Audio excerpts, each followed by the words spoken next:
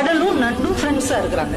Daily இந்த நண்டு அங்க ஊர் உலகம்லாம் சுத்திட்டு சாயந்தரமா கடல் கிட்ட வந்து பேசும். ஒவ்வொன்னையும் அது சொல்லிக்கிட்டே இருக்கும். கடல் ரொம்ப ஆச்சரியமா கேட்டுட்டு இருக்கும். அப்படியா அப்படியா, ஏதோ நீ எனக்கு ஃப்ரெண்டா இருக்கிறதுனால இந்த உலகத்துல நடக்கிறதெல்லாம் நான் தெரிஞ்சுக்கிறேன்ப்பா, ரொம்ப தேங்க்ஸ்பா அப்படின்னு 2 பேரும் நல்லா மனமொத்த நண்பர்களா இருக்கிறாங்க.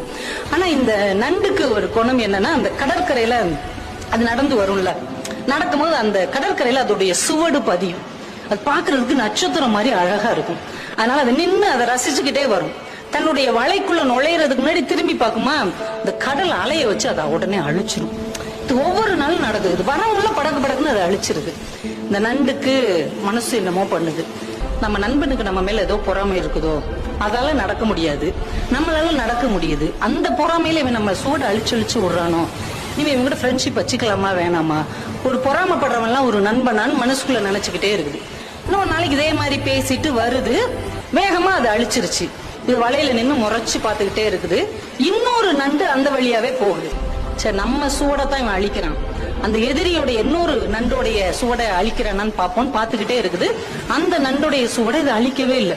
அந்த நண்டு ஹாயா நடந்து அந்த பக்கம் இருக்கிற ஒரு வலைக்குள்ள போகுது.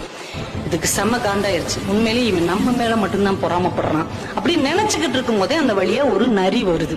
இந்த நண்டு நடந்து போன அந்த சுவடு இருக்கு இல்லையா, அதை அப்படியே ஃபாலோ பண்ணிக்கிட்டு போய் வலையில